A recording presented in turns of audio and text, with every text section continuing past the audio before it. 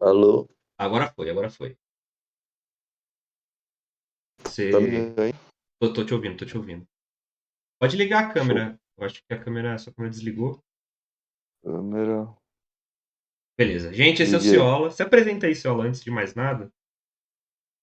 Quem é Boa você? De noite, onde veio? pessoal. Eu sou o Ciola, sou ex-militante do Movimento Livre. E é isso aí. É. Bom, eu acho que é importante tipo, dar o contexto que foi junho de 2013 e o que a gente estava fazendo, ou melhor, o que você estava fazendo também, quem é o MPL, o que foi o MPL, como tudo surgiu em 2013, o que tudo virou, talvez, a gente falar um pouco disso. Mas enfim, o que foi junho de 2013, Ciola? Pra você, ou o que você lembra? Antes eu queria comentar essa notícia aí que você mencionou. Eu não li, mas eu vi a manchete também do quem foram os protagonistas de 2013 e o que eles estão fazendo hoje. Eu li essa manchete hoje de manhã e eu pensei, puta, eu tô aqui no busão indo pro trabalho. É isso que eu tô fazendo hoje, tá ligado? Não, não vi nada de especial. Aí, o que que foi 2013, né? Bom, 2013 eu acho que assim, foi uma confluência assim de vários elementos, né? A gente do movimento Passe Livre, né? Eu assim, eu vou falar como se eu ainda fosse militante do movimento Passe Livre, porque é muito mais fácil do que ficar explicando toda hora a gente, eu quando estava, enfim, nós que éramos, enfim.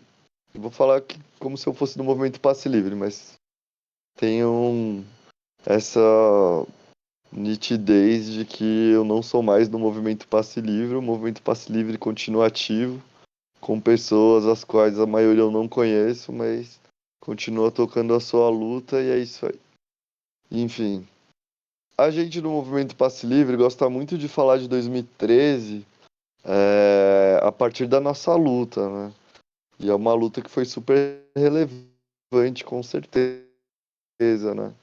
O movimento se tornou um movimento nacional em 2005 e de 2005 até 2013 se passaram 8 anos e foram 8 anos fazendo muitas atividades nas escolas.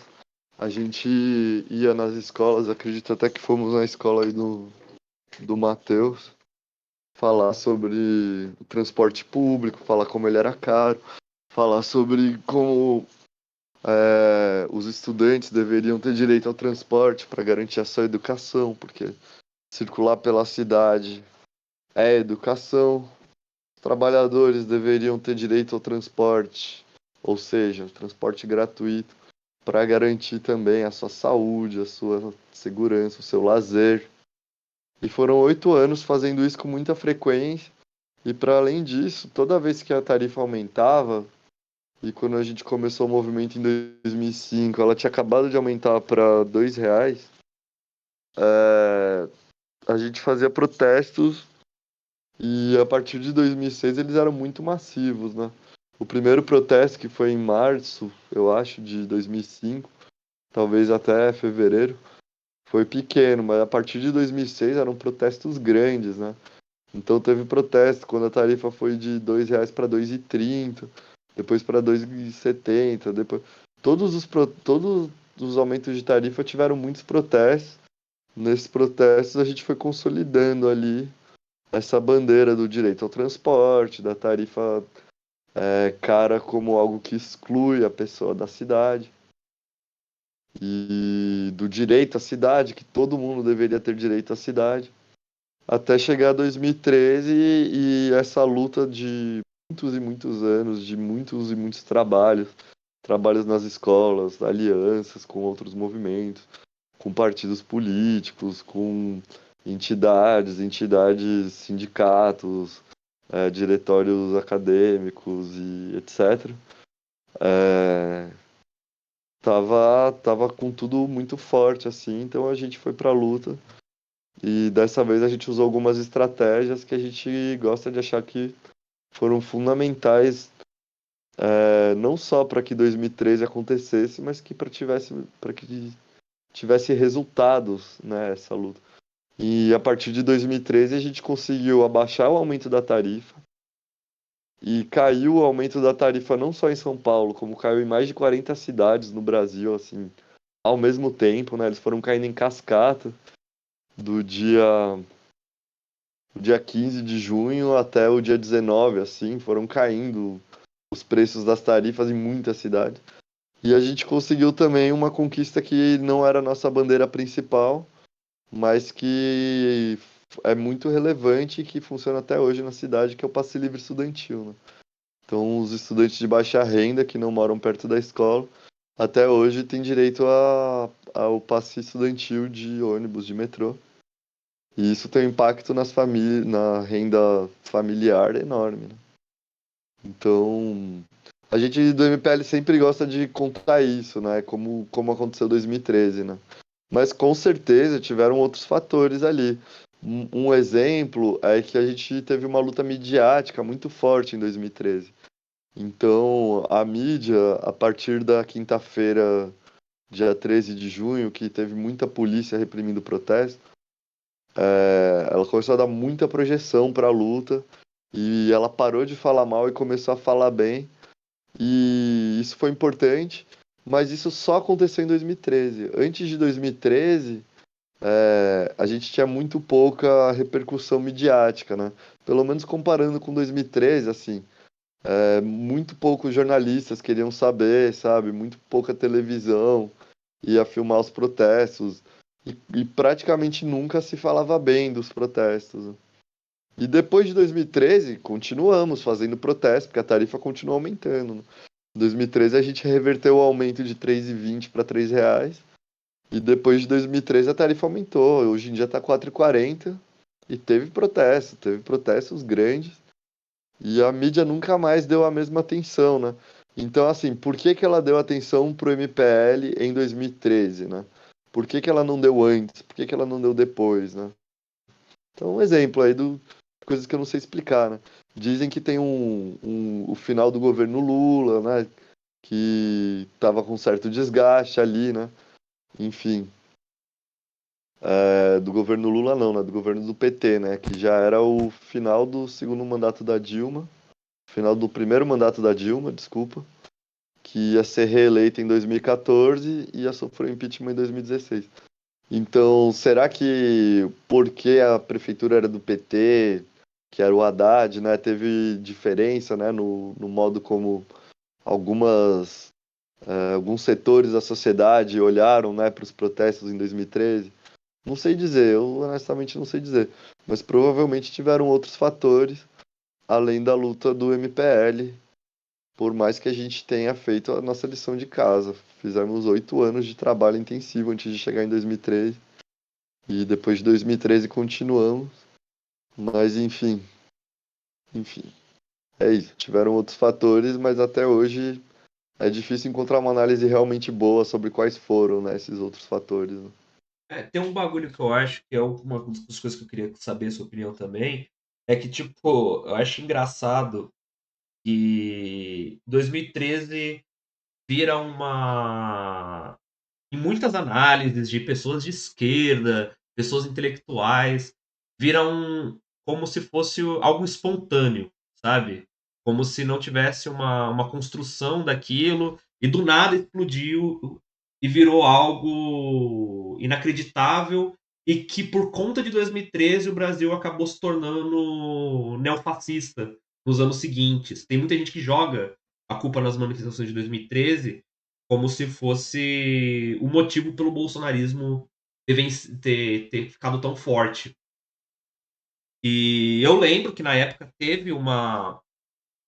Quando a mídia, principalmente, começou a ficar do lado das manifestações, começou a demonstrar. É que a mídia não necessariamente ela ficava do lado, né? Mas ela tentava demonstrar que a polícia estava sendo muito repressiva, até meio que desproporcional, né? A força que a polícia militar estava tendo com os manifestantes.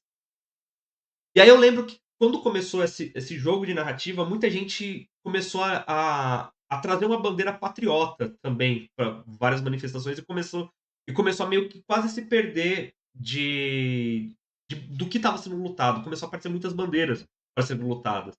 Muita gente coloca também, muitas análises colocam junho de 2013 em paralelo com maio de 68, né? Mas eu acho que é uma visão, não, não nessa de junho de 2013 com maio de 68, mas a visão de que 2013 foi o berço do neofascismo brasileiro. Eu acho que isso é uma visão um pouco problemática até. Talvez tenha tido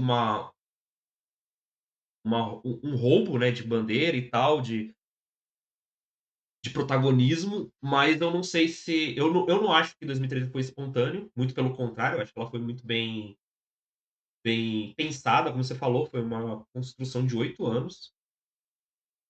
E, e eu não acho que também que maio de 2013 justifique o bolsonarismo por si só, sabe? Eu queria saber um pouco da sua opinião sobre essas falas que tendem a acontecer na esquerda. Inclusive, está sendo uma das coisas do governo Lula atual, que é não podemos criticar o governo Lula e as medidas que ele está tomando, os erros que ele está tomando, porque a gente pode criar um 2013 de novo e o Bolsonaro vier vencer as próximas eleições. Isso tem gerado muito debate, inclusive pessoas que ficam de esquerda, que acabam criticando o governo Lula, são muito atacadas, constantemente atacadas. Hoje mesmo, o Orlando, para quem segue no Twitter, o Anarcofino, excluiu o Twitter dele porque ele criticou uma medida do governo Bolsonaro. Eu não sei qual foi a medida, mas ele falou mal do Bolsonaro e a militância do PT fez do Twitter do cara do inferno. E ele teve que excluir o Twitter, sabe? E essas pessoas que usam geralmente 2013 como essa justificativa pro bolsonarismo e como e não podemos criticar o Lula agora, não podemos criticar esse governo, não é hora de criticar esse governo, porque se a gente fizer isso, a direita vai ficar mais forte. Eu queria saber um pouco a sua opinião sobre isso também. Você acha que tem hora para criticar o governo? Não tem. 2013 foi o berço do neofascismo brasileiro. Por aí vai. Opa, fala de novo, você disse que um cara criticou o Bolsonaro e o PT Não, caiu em cima desculpa, eu dele? confundi. Eu falei errado. O cara criticou o Lula. Uma medida do Ah, governo tá. do governo Lula e a militância do PT caiu em cima. Foi mal. Foi mal, vai, foi mal. Uhum. Então, a minha opinião é que assim, é, a sociedade, né, ela vinha num movimento, né, que a direita estava crescendo. Talvez todos nós tenhamos subestimado essa expressão da direita, a forma como ela vinha ascendendo. Eu acho que, eu não sei, até, sei lá, acho que até 2018 quase ninguém achava que o Bolsonaro tinha nenhum potencial eleitoral, né? Até então a gente tinha medo de Aécio Neves, né? A gente tinha medo de candidatos do PSDB e não da extrema direita, né? Mas obviamente não começou em 2013, assim, foi de antes. O que talvez tenha acontecido em 2013, né? Primeira coisa é lembrar que, assim, essa coisa de colocar a culpa no MPL, assim, a gente era meia dúzia de pessoas, sabe? Tentando fazer uma mobilização ali nitidamente de esquerda, né? Que é uma pauta por um direito social, que é o transporte, sabe? E, e o PT estava vindo já há algum tempo num movimento de conciliação de classes, né? Num movimento de vamos dar o dedo para não perder o braço, vamos tentar satisfazer o mercado. E enquanto desmobilizava os movimentos sociais, né? O MST, por exemplo, já não fazia mais ocupação de terra no governo do PT, porque teoricamente o Lula estava fazendo uma política de assentamentos que dispensava a radicalidade, né, dos movimentos de esquerda. Então era a política do PT era vamos acalmar as mobilizações de esquerda e vamos tentar dar o que a direita quer, sabe? E aí, quando eles veem que a direita cresce, sabe? E, e passa uma rasteira, né? Passa uma rasteira neles, né? Quem fez o impeachment da Dilma foi a direita no momento em que a Dilma estava fazendo o possível para deixar eles contentes, né?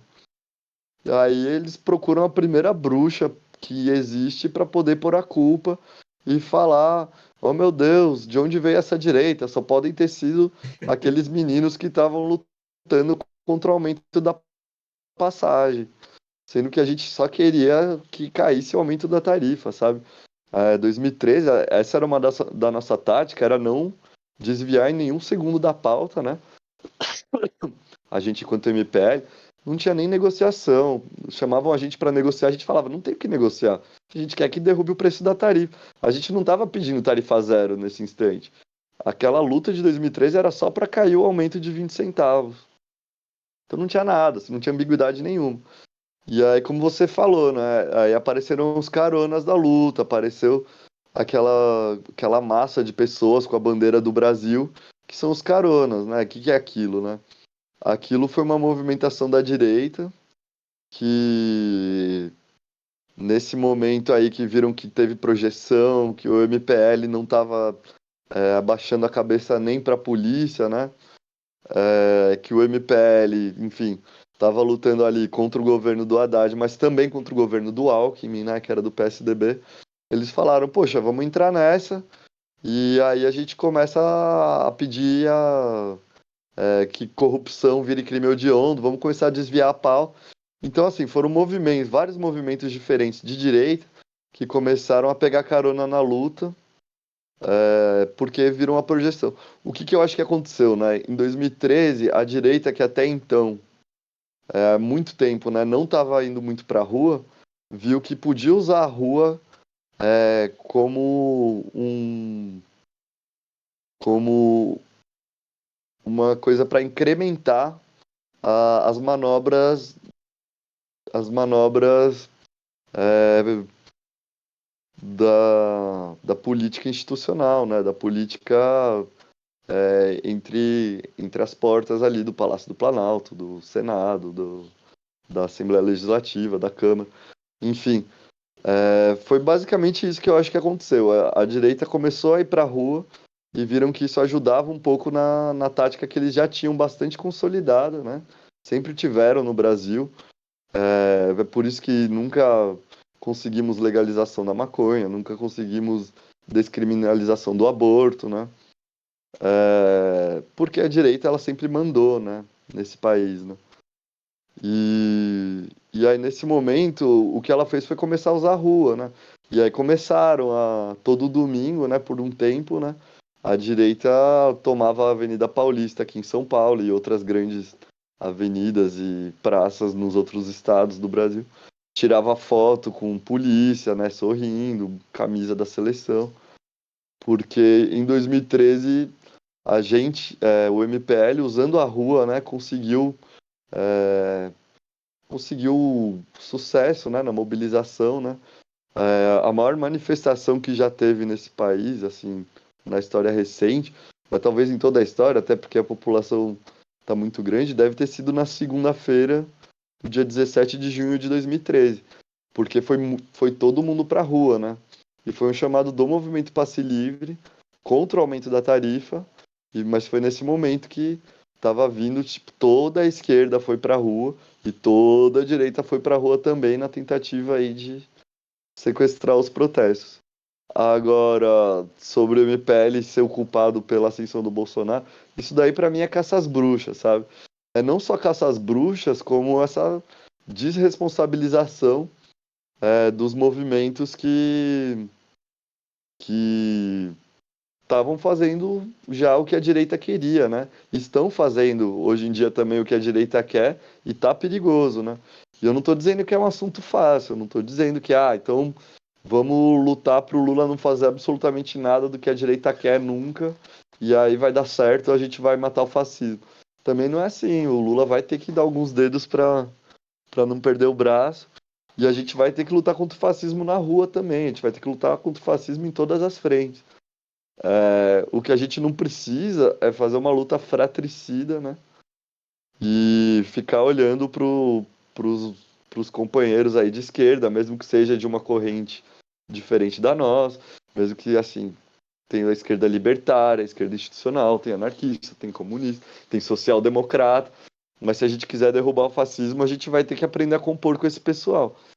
Agora, se a gente virar que nem fizeram no ato pelo Fora Bolsonaro, né? Em 2020, e 2021 e falar que ele ali quebrou uma agência bancária, vamos entregar para a polícia. Aí a gente já perdeu. Aí, na verdade, a gente não precisa nem pensar em lutar contra o fascismo, porque o fascismo já tá. A gente já tá fazendo o trabalho deles, né? Então é essa dinâmica aí. É complexo, mas eu acho que dá para fazer. Eu, para lutar contra as políticas neoliberais do governo Lula, eu acho que eu não preciso falar que o Lula é o responsável pela ascensão do Bolsonaro. Sem Lula não tem Bolsonaro, era melhor sem o Lula. Eu preciso criticar as políticas dele, eu preciso criticar o que ele fez com essa coisa de ficar contentando a direita assim com frequência e deixar claro que você faz a direita crescer, uma hora ela cresce, fica grande, perde o controle. O PSDB saiu, né, da cena porque a extrema direita ficou tão grande, né? Aquela coisa, né? Quem cria cobra amanhece picado.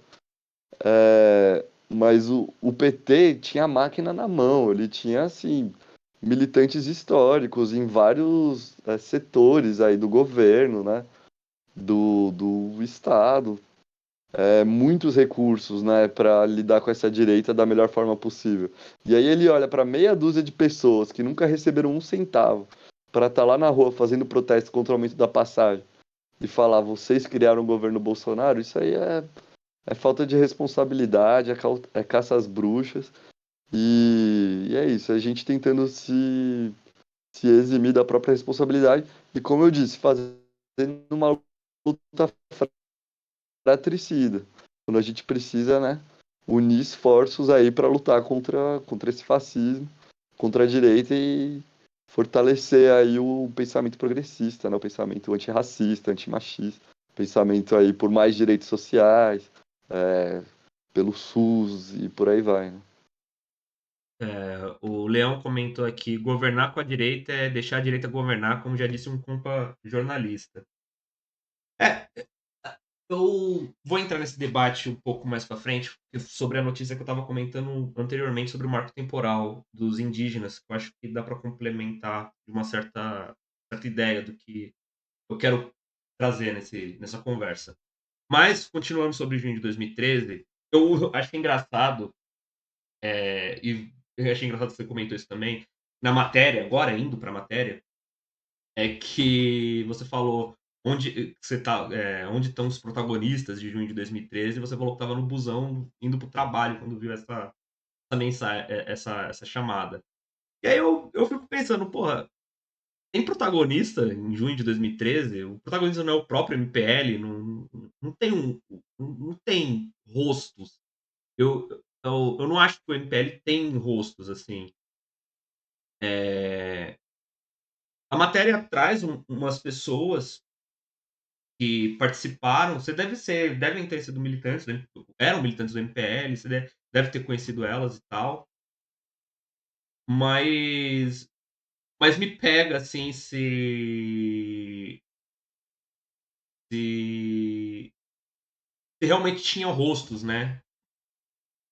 Mas eu acho que umas coisas legais de trazer, por exemplo, é que a matéria fala que a primeira ação do MPL em 2013 foi no Jardim Ângela, na Zona Sul. E eu lembro dessa manifestação que saiu do terminal do Boimirim, né?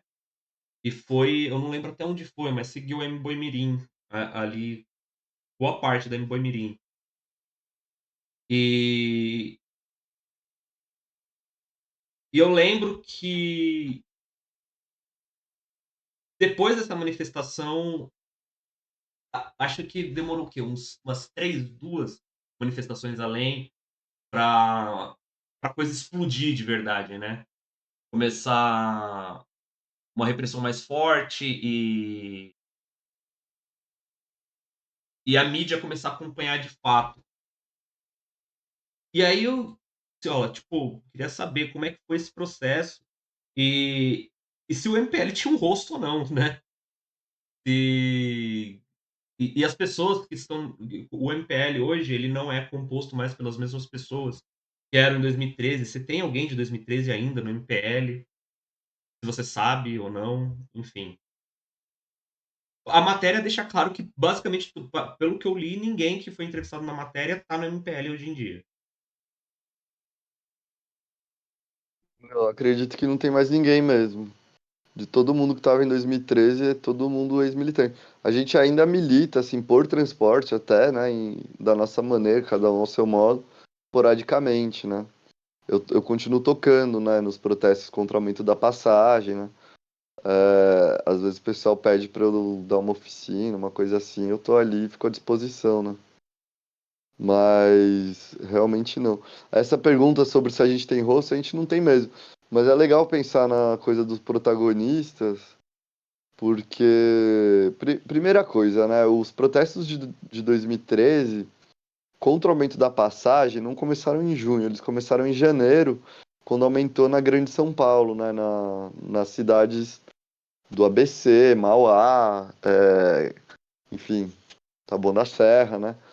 Várias cidades tiveram aumentos em janeiro, tiver. Era aí que eu acho que ó, você deu uma travada, só. Caiu.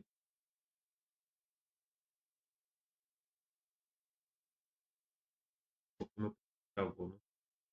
Falando sobre os protagonistas. Então, aí é isso, né? Aí, enfim, a questão do transporte é uma questão relevante. Eu acho que não dá nem pra falar que, tipo, as pessoas do MPL eram geniais, tá ligado? E por isso a luta aconteceu e foi grande, foi forte. Parte do trabalho de base foi feito pela própria desgraça que estava o transporte público no Brasil inteiro, né? Agora, outro tópico aí nesse tema da pessoalização, né?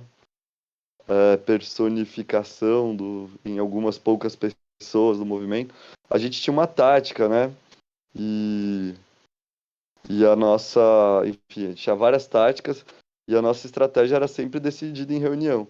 Uma das nossas táticas era usar algumas pessoas para mostrar o rosto. E outra tática era usar algumas pessoas para não mostrar o rosto, para ninguém saber quem elas eram, né? E aí, se quiser falar em protagonistas, talvez pudesse falar não só dessas pessoas que mostravam o rosto, essas pessoas que davam, que até hoje ainda dão entrevistas, né, algumas delas, mas para além delas, né, tinha outras pessoas fundamentais, né? Então a gente tinha a tática midiática que envolvia não só algumas pessoas darem entrevista, como algumas pessoas disparando teaser, disparando, enfim, posts, né, no Facebook na época, né? Que era aonde a notícia chegava mais rápido para mais gente, criando evento, mandava nota. Era muito comum, assim, acabou o ato, a gente mandava uma nota, né? Acabava o ato, a gente falava, né? Hoje o movimento Passe Livre, blá blá blá, blá blá blá, e a polícia chegou e blá blá blá. Tudo isso, assim, se comunicando oficialmente, né, com o maior número de pessoas possível. Eu, por exemplo, eu tocava na fanfarra, então era uma tática, né? A fanfarra era um jeito de fazer o protesto durar o máximo de tempo possível, porque quando você está sem fanfarra, às vezes a polícia bate, todo mundo sai correndo, acabou o protesto. Quando tem uma fanfarra, a polícia bate, a gente junta a fanfarra em qualquer lugar, em outra esquina, que seja três, quatro pessoas. Se eles continuam tocando, a chance do protesto continuar acontecendo, das pessoas se reagruparem e tal, é muito maior, né? Aí, além disso, tinha a tática do trajeto, a tática da frente do ato, né? Tinha o pessoal que fazia as faixas, o pessoal que fazia a catraca para botar fogo, né? É, Então, tinha as alianças, né? Então, o protagonista, se tivesse que falar em protagonista, né? Não seria uma pessoa, né? Seriam essas táticas, né? E essas táticas também a gente não inventou assim, né, no dia, né? Eram táticas usadas historicamente aí nos movimentos populares, né? Desde movimentos de uma esquerda mais tradicional, que nem o MST, o MTST, o movimento contra a caristia, até movimentos da esquerda mais libertária, alguns deles recentes, né? Que nem o movimento zapatista, que estava ganhando muita projeção a partir de 94, quando eles ocuparam Chiapas. O, a AGP, né, que é a Ação Global dos Povos, né, com movimentos ali no começo dos anos 2000, né, em Seattle, na Europa, enfim, em várias cidades, em Cancún, no Brasil também, né. Todos eles criaram táticas que a gente foi incorporando, né.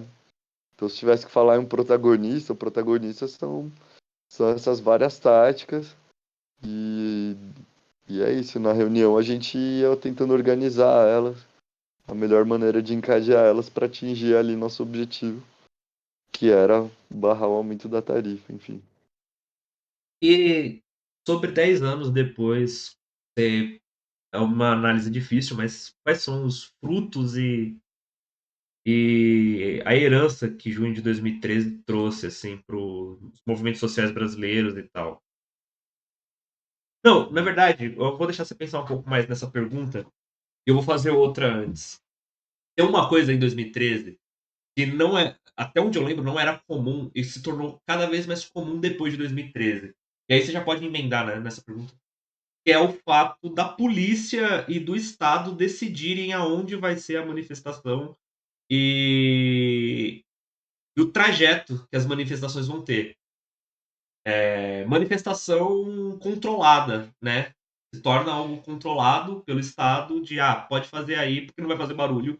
A gente decidiu para onde vocês vão. E eu lembro que em 2013 isso não era comum, assim, se tinha uma ideia de que a polícia ia controlar a rota, o MPL tentava evitar esse tipo de coisa. E a ideia era ser uma manifestação para incomodar, né? Ser uma coisa mais imprevisível, né? De rotas para se tomar e tal. E aí, o que você acha dessas medidas agora e dessas manifestações de esquerda que acatam não só com esse trajeto imposto pela Polícia Militar e pelo Estado, ou, ou até mesmo as pessoas que defendem que isso tem que acontecer? Você tocou num ponto interessante, né? Um dos frutos de 2013 foi essa incrementação aí na repressão, né? Logo depois de 2013,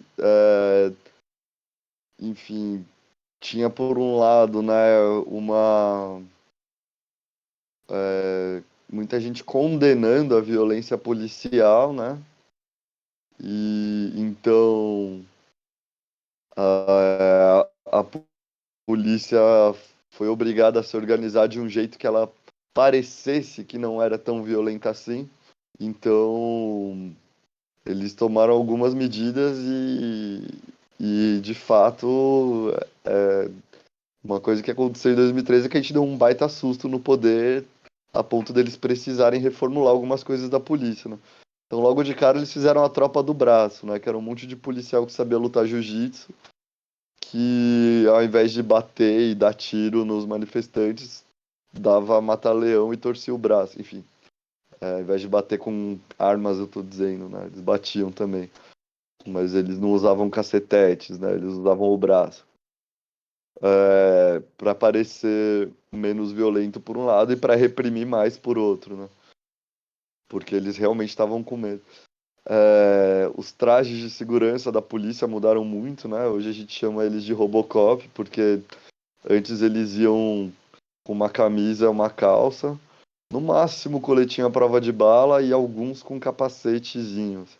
Agora não, agora eles vão com proteções no corpo inteiro, não sei nem como é que eles conseguem se mexer dentro daquele traje de tanta proteção, óculos, né, de proteção, máscara, né? Isso também, antes de 2013, era só a tropa de choque que usava aquilo, e às vezes nem a tropa de choque, assim. Então Não era comum. Agora é muito comum ser em protestos que a polícia toda tá usando aqueles trajes, né? E isso aí que você falou, né? Eles começaram a usar muito uma tática que é o caldeirão de Hamburgo, né? Que é basicamente você encontra o protesto, você bota ó, policial em todo o contorno do protesto, faz uma cerca de policiais e o protesto mal consegue se mexer, né? Quando consegue se mexer tem que ser pelo trajeto negociado. Mas assim, alguns protestos a polícia ainda não tem essa prática. Alguns porque não cabe, né? Um fora Bolsonaro não tem policial suficiente para contornar todo aquele protesto. É muita gente, 20 mil pessoas, sabe? Outros porque ela não considera tão ameaçador, então ela nem manda a polícia. Agora, o MPL pode marcar qualquer protesto e tem os protestos muito pequenos do MPL. Só que eles mandam toda a polícia, faz o caldeirão de hambúrguer, eles ficam apavorados, assim. Eles simplesmente negociam um trajeto, eles simplesmente não querem correr riscos com o MPL, né? E tem outros protestos também que a polícia vai fazer isso, né? É, essa coisa de negociar o trajeto foi muito cara, né? O MPL, assim, em 2015, se eu não me engano, ele tava lutando contra o aumento da tarifa, né? E tava tendo várias manifestações. E chegou uma hora que a luta, assim, ela precisava crescer e não tava crescendo, e em parte porque a polícia não tava deixando o protesto sair direito. E aí, um belo dia, o protesto falou: a gente quer continuar andando por essa rua. A polícia falou: vocês não vão andar por essa rua. Aí quem tava lá no protesto conversou e falou: olha, se a gente deixar a polícia mandar na gente o tempo inteiro, a gente vai obedecer para sempre. Então vamos tentar andar por essa rua. Todo mundo nessa hora deu os braços, contou, contou um, dois, três e começou a andar em direção à polícia. Nesse dia todo mundo apanhou loucamente, mas pelo menos não baixaram a cabeça para a polícia, porque não dá para a polícia ficar decidindo o trajeto o tempo inteiro. Então isso é realmente um problema. Mas isso é sinal de quê? Isso é sinal de que a gente assustou o poder público, né? Uhum. Então, para falar dos frutos de 2013, é muito difícil, né? Porque aconteceu muita coisa, né?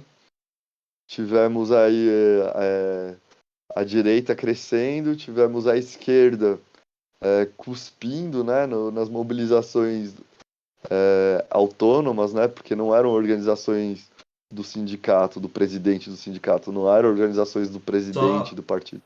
Eram é, organizações autônomas, então a esquerda também não achou legal.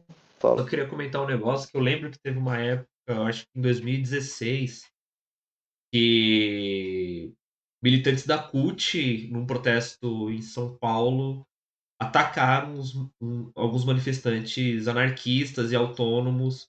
Eu não sei se de qual movimentos eles eram, mas eles eram declaradamente autônomos e anarquistas. E uns militantes da CUT escorraçaram essa galera do protesto, assim. E eu acho que isso é uma das coisas mais negativas que tem, né? No sentido do que você está falando agora, de que a esquerda cuspir nos movimentos autônomos e nessa movimentação que não é sindical e tal. Então, é isso, né?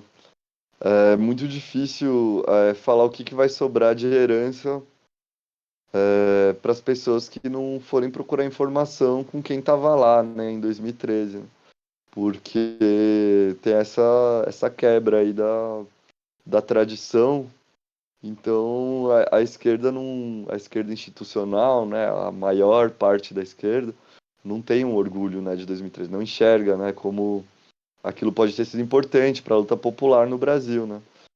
A direita também não, a direita não vê 2013 como um grande marco. A direita age como se sempre tivesse acontecido dessa forma, como se ela sempre tivesse estado na rua, como se, enfim. E então, assim, os frutos mais concretos que eu acho que tem são de transporte público, né? Que é como eu falei, né? A tarifa abaixou naquele momento, então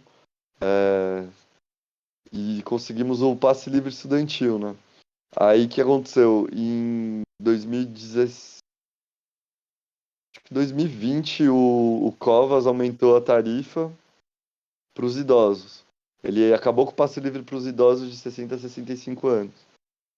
E agora, esse ano, o Ricardo Nunes reverteu esse aumento e ele voltou, né? Então, a partir de 60 anos, voltou a ser gratuito no ônibus. E o Ricardo Nunes está falando de tarifa zero agora no transporte. Então, assim, o que eu acho que teve mais impacto de tudo foi isso, que até 2013, todo político que ia na rua num discurso falava de educação, saúde e segurança. A partir de 2013, quase todo mundo agora não consegue ficar sem mencionar educação, saúde, segurança e transporte, entendeu? Isso é um fruto de 2013, assim, direto de 2013. Antes não tinha essa importância no discurso, né? O transporte público. E essa importância do discurso está se transformando aos poucos em políticas públicas concretas para melhoria desse transporte público, né? E o que a gente espera, né, o que a gente acreditava que ia acontecer em 2013, era que essa tradição de luta, né, de não baixar a cabeça, de mostrar que o povo consegue vencer, né, apesar de polícia, apesar de direito, apesar de PT, consegue vencer quando se une, né, por uma causa, né? E a gente espera que isso apareça de novo nas próximas lutas, né? E acredito que vai aparecer, acho que já apareceu, né? Você vai ver aí nas mobilizações dos secundaristas, que foi em 2015. Você vai ver na greve selvagem dos, dos trabalhadores da coleta de lixo, que teve no Rio de Janeiro, né? Era uma greve sem sindicato, né? E no Rio de Janeiro teve muita manifestação em 2013. Eu acredito que eles se inspiraram também, né? Nas lutas de 2013. Você vai ver no break dos apps, que foi a luta dos motoqueiros aí de aplicativo, né? Acho que chegou a ter uma paralisação de Uber também. São, são momentos que você vê assim, as pessoas se organizando de forma autônoma, numa linhagem que chega em 2013, né? Talvez não seja uma conexão direta com 2013, né? Mas são lutas que inspiram umas às outras, e essa inspiração vai indo de luta em luta. Eu gosto de acreditar que são frutos de 2013. Falando nisso, puxando esse gancho, eu acho importante essa ideia de que é importante a gente se manifestar e mostrar que o povo, apesar de tudo, consegue lutar pelas pautas se ele for pra rua e enfrentar bomba e bala de borracha. Então, aproveitando isso, eu também queria falar que a importância da gente se engajar agora na luta contra o marco temporal, sabe? Eu acho que é um bagulho que está sendo votado e sendo feito, criado, né, para ser de uma maneira muito porca, de uma maneira muito, muito.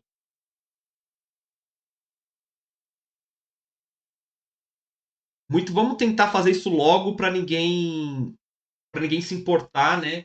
E é uma política genocida, como eu falei na mensagem anterior. Andou, não Porra, adianta peraí. não. É como se Ai, iludir. caralho. Você não. Cacete. Meu PC ainda tá com certos probleminhas.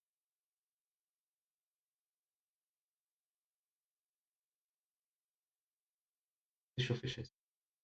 E aí. E é isso, assim, eu acho importante a gente pensar nisso, porque isso realmente, essa pauta, ela é extremamente urgente, assim.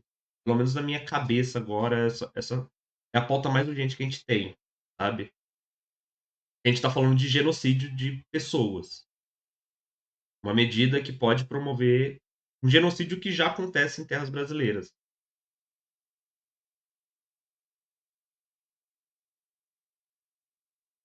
Quer comentar alguma coisa, Ciola? Não, com certeza, mano. Com certeza. E essa luta contra o colonialismo, né? É a luta que a gente também sempre acreditou que estava travando no MPL, né? A luta contra o mesmo pessoal que está no poder há 500 anos, né? Quando a gente barrou o aumento da tarifa em 2013, a gente recebeu um convite da Dilma, né, para sentar e conversar. A gente não fazia ideia se aceitava ou não, porque conversar o quê com a Dilma, né, presidente? E aí a gente falou, vamos aceitar a conversa com a Dilma e vamos aproveitar só assim que a gente aceitou o convite para mandar uma mensagem para todos os jornais no dia da reunião, falando um monte de coisa. Depois que acabasse a reunião, talvez ninguém mais quisesse ler a, a mensagem que a gente ia mandar para os jornais. Mas a gente tinha certeza que do meio-dia às 2 da tarde, que era o horário da reunião, todo mundo ia ler o que estava lá escrito, porque era a única informação que ia ter para dizer a respeito da reunião, né? A única coisa que eles iam falar a respeito Dilma vai sentar com o MPL para conversar e o MPL mandou esse bilhete aqui. E nesse bilhete tinha, não só no bilhete, na mensagem, como na reunião, tinha a questão indígena, que pra gente sempre foi a questão mais cara, né? E o PT naquele momento estava mandando mal com a questão indígena, né? Fortalecendo o agronegócio. Nesse momento está mandando mal de novo. E essa luta tem que ser travada, com certeza. Eu não estou em posição para falar, né? Eu não sou a pessoa da luta indígena, Nem eu, né? mas então, mas já que você tocou no assunto, eu acho que não tem nada determinado ainda, né? Eu acho que a luta só tá perdida quando cair todas as formas de mostrar que é inconstitucional esse marco temporal. E, e enquanto isso não acontecer, a gente tem que lutar não só contra o marco temporal, né? Mas pela soberania indígena, né? Contra todo tipo de racismo, né? Lembrar que esse país ele não foi construído com a ajuda das pessoas pretas. Ele foi construído pelas pessoas pretas, né? Elas fizeram esse país, né? Tudo que a gente pisa, né? Tudo que a gente come, tudo que a gente faz é porque tiveram pessoas pretas trabalhando em cima disso, historicamente, né? Nos últimos 500 anos e até o presente. Então, a gente tem que lembrar, né? O que, o que as pessoas não brancas fizeram pelo Brasil? Elas fizeram o Brasil. E o que as pessoas brancas fizeram pelo Brasil? Elas não fizeram nada. Elas contribuíram com a sua preguiça e falta de capacidade de fazer qualquer coisinha. Elas mandavam, tipo, as outras pessoas fazerem por elas, né? Então é zero contribuição.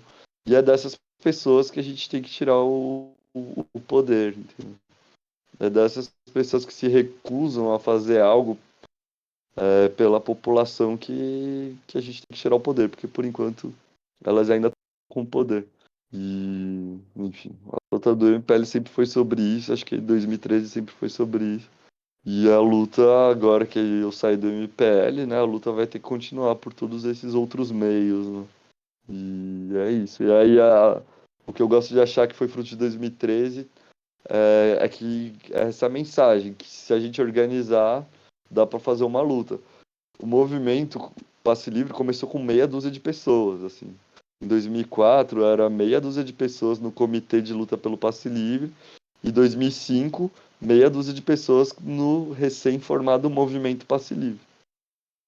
Em 2013 o movimento cresceu bastante, né? Eu mesmo estava afastado em junho, eu estava militando no movimento, mas estava meio afastado em junho. Aí eu voltei pro movimento porque eu vi que estava precisando. Mas antes de eu e outras pessoas se reaproximarem do movimento, era isso, era 20, 30 pessoas, menos que isso até. Então foi a organização que fez, no mínimo, a maior mobilização de rua da história do Brasil, que foi essa segunda-feira, dia 17 de junho. Foi 20 pessoas que deram ali o start, né, do momento para conquistar o passe livre estudantil em São Paulo, sabe? São conquistas que estão aí até hoje, né? E estamos falando de tarifa zero. Enfim, foi questão de organização, né? E de onde vem essa organização, né? Vem da nossa possibilidade, da nossa vontade, da nossa capacidade aí, à medida do possível, de querer fazer essas lutas, né? Vamos, acho que essa é a mensagem aí. Então é isso. Acho que eu vou encerrar a live. Já tem 3, 4